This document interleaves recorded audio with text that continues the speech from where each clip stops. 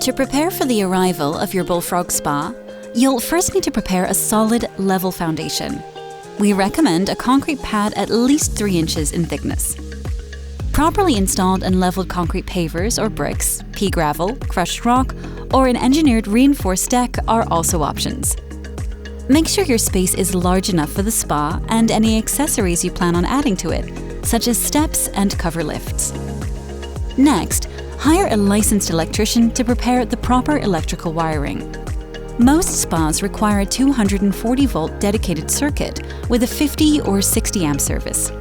Your dealer can provide electrical requirements for your spa and even recommend an electrician in your area.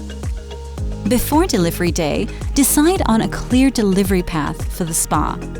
Spas can be moved in the horizontal or vertical position.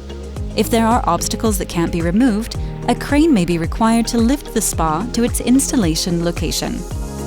Delivery day is an exciting time. Your dealer will move the spa into your desired placement, and depending on local codes, most dealers can even connect the spa to the electrical source. Your dealer can then show you how to fill up your spa and give instructions for the initial startup.